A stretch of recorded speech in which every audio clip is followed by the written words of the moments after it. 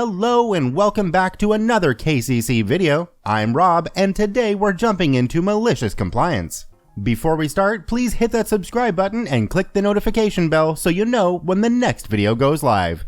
Our first story today comes from Fish Snort, getting our own restroom and beating a gross manager at his own game. Let's jump right in. Hello everyone, I just read a story from a woman in this subreddit that reminded me of this story, so thank you for jogging my memory. I wasn't sure if this should go here or as petty revenge, but I did comply to the manager's wishes, so anyways, here goes. Backstory, I used to work a temporary job at a fish hatchery in the middle of nowhere southeast Idaho. Specifically, we dealt with endangered sockeye salmon. I was very excited to start because this sounds very important to me in regard to salmonid recovery. Little did I know the managers were the most horrific, disgusting, vile human beings I had yet to deal with. They were both males. I am not talking poorly about males in general at all, but this is relevant to the story. There were countless stories of mismanagement at this place, but I will stick to this very humorous one. I didn't find out until later, but before I arrived, one of the other temps there had to clean out one of the restrooms from poop spray, as in pressure wash poop spray in the front of the bowl. Yes, the manager of the hatchery pooped everywhere and made other people clean it. Great leadership. So on to the story. There are two restrooms there in the main office. For obvious reasons now, the ladies, which were the three of us not managers, would very much like to have one of those restrooms designated as the ladies' restroom. The two restrooms were literally right next to each other in the hallway and were exactly the same. This shouldn't be an issue, right? No, the narcissistic manager, who it was obvious at this point loved control, said no, there is no reason to have two different restrooms. They should be used for everyone equally. So for weeks, we sat there, our desks were just down the hall from the restrooms, and watched him use them both. Here flushing, and then immediately he would exit. My point, it was now obvious that in addition to leaving them in disgusting condition, he was not washing his hands after touching everything in there. Awesome. The other ladies got frustrated, I got frustrated, and then creative. He wanted us all to use the restrooms equally. Alright, we will use them equally. Before I start, I will say that I lived on site and thus opened up the building and got there before everyone else in the morning. Everything was able to be done craftily before dawn. So I went to the nearest town after work one day, a 45-minute drive away, to the Walgreens. I purchased every female-oriented product they had and began my plan. I started small. I put a box of XL super heavy flow tampons in one of the restrooms on the counter. Did the manager budge? He made it a point to now go only in that restroom. Perfect and creepy and disgusting, but whatever. In the period of the next 2 to 3 weeks, I kept putting a product or two in there after every few days. Slowly and purposefully upping the pressure like a vengeful anaconda. The next was bright red lipstick next to another XL box. But of those adult-sized, super heavy flow pads did not deter the manager. I upped my game to spraying the most obscene, flowery scents in there every morning and leaving the perfume bottles next to the sink. Got nothing except a, wow, it smells nice in there. Laugh out loud. Really? Gross. At this point, at least the assistant manager was avoiding this restroom like the plague. Alright, at this point, we have been having fun with this for about 2 weeks or so with minimal results. Time for the squeeze. I took the most obvious bottle of douche I could find and sprayed the contents into the toilet, leaving the empty bottle right on top of the toilet next to the box that very clearly said douche. Next to that, an open container of flowery Vagisil that had obviously been used recently. That may have been enough, but I also sprinkled some of the tampons all over the sink after opening a few for max effect. We sat and waited like predators. On cue, upon arriving to work, the manager went to the specific restroom. Anticipation. After about 3-4 full seconds, he came out, and without looking at any of us, shuffled quickly into the other restroom, right next to the first one. This was the one we initially proposed as the male bathroom before any of this occurred. I think we were all crying from trying not to laugh, but I don't remember specifics, just the feeling of victory. The manager did not speak to us for at least a week, which was more than we asked for, and didn't look at us for at least another week or so. And he never went into that restroom again, despite us removing our products and arsenal as they had done their job. It was a smooth and swift finish, and our objectives were met. I realize that I may have opened up a conversation about the female and male restroom debate, and this was not the intent. This happened like 6 or 7 years ago, and the only point was to get the nasty manager and assistant manager their own restroom. Thank you all for reading. I have other great stories at this hatchery, so you may hear from me again soon. Oh come on, that manager saw douche above the toilet and thought it was his nameplate. Now he started working on the other bathroom to mark that one as his territory too. Our second story comes from Rocky3E33. Here is your 0% idle time. Let's jump right in. I work for a company that provides a utility truck, and one of the analytics they monitor is how long the truck stays in place with the motor on. The target number was something like 3%. I consistently was stuck in traffic due to my area being changed to the downtown area of my city and naturally raising my idle percent. My supervisor began constantly badgering me over the raise of my idle percent, about 10 to 12% higher now.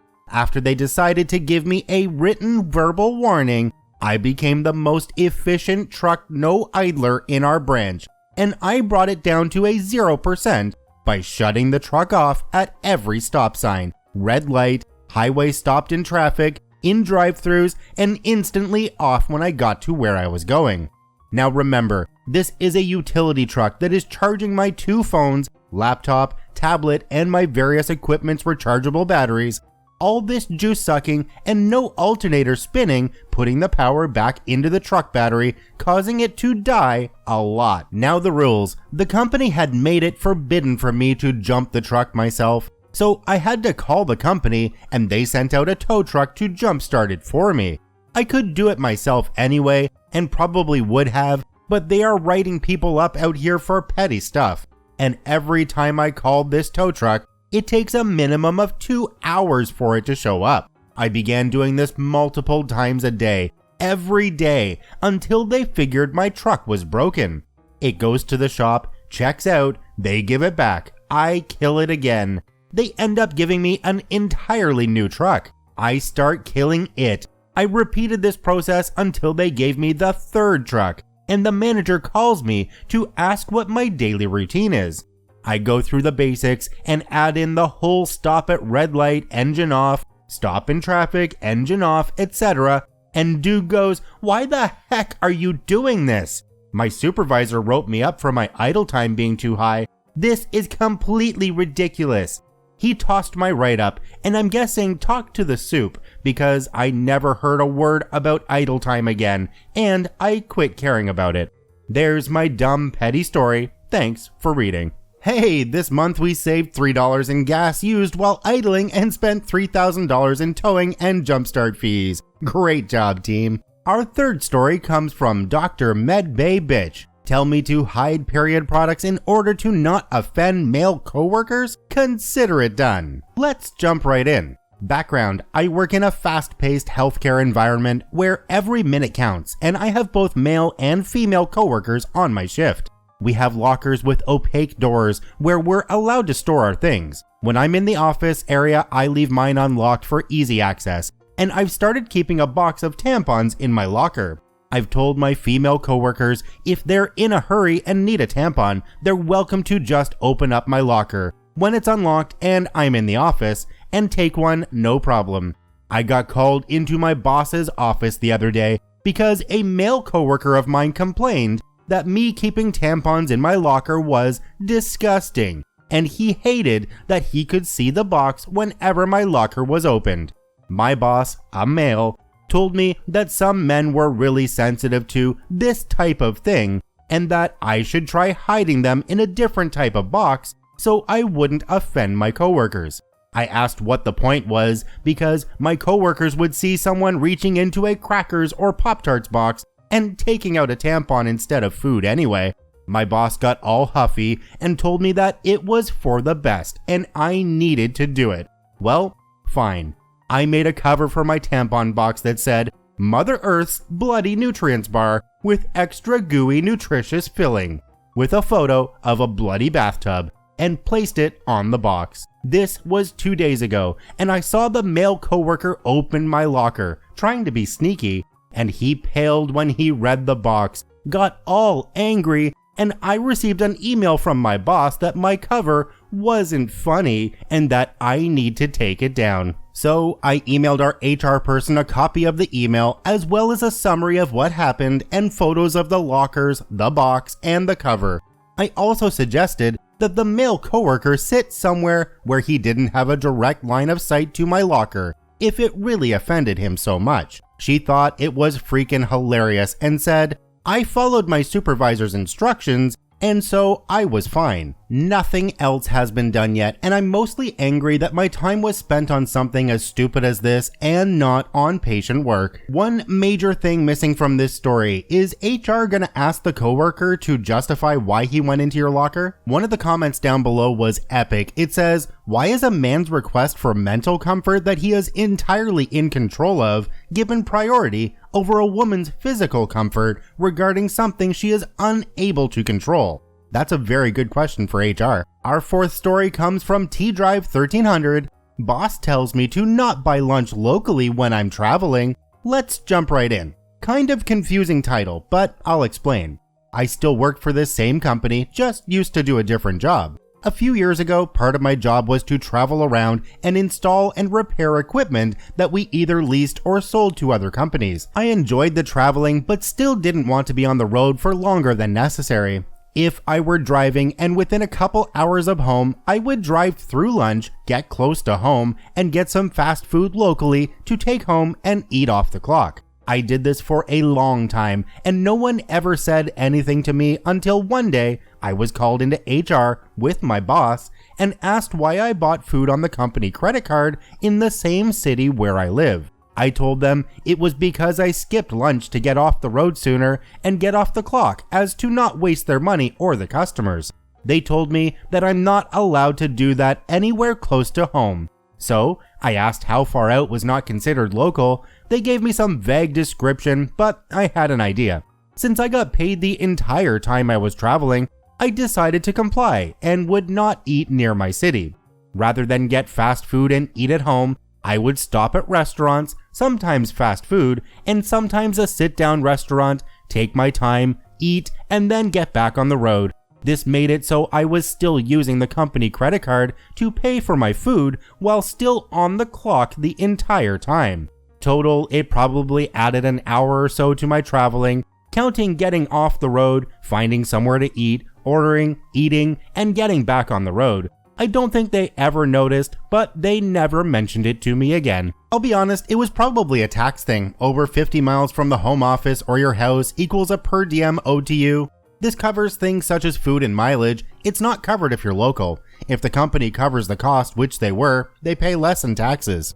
Our final story comes from Gareth Jr. Want a full cabinet of hot chickens at closing time? Sure. Let's jump right in. Used to work in a local supermarket on the hot deli counter part-time on a Friday and Saturday evening. Store used to close at 10 p.m. on a Saturday, counters at 9 p.m. On the Friday, as per usual, store is quiet, last chicken gets taken around 8 p.m., store is quiet, spend the last hour cleaning and preparing for the morning, leave at 9 p.m. Come in the next day to be taken in the office by the line manager and store manager. Want to know why we didn't have any chickens left at 9:30? Explained that it was quiet and I leave at 9. Store manager says that night he wants to make sure we don't run into the same situation and that the cabinet is full when I leave. 9 p.m. comes, store is dead, full cabinet, easily 80 or 90 chickens all bagged up, cabinet is rammed, job done. Come in the next week, hauled in the office by store manager, complains over 1,000 pounds worth of food waste thrown away on Saturday. WTF was I playing at? Had to gently remind him that he wanted that cabinet full till the end. WTF did he think was going to happen? Says, run it how you used to. Who wants chickens at 9:30 on a Friday night after all? Ah yes, true malicious compliance, where we do exactly what the manager says for us to do, just so they can find out how much of an idiot they are.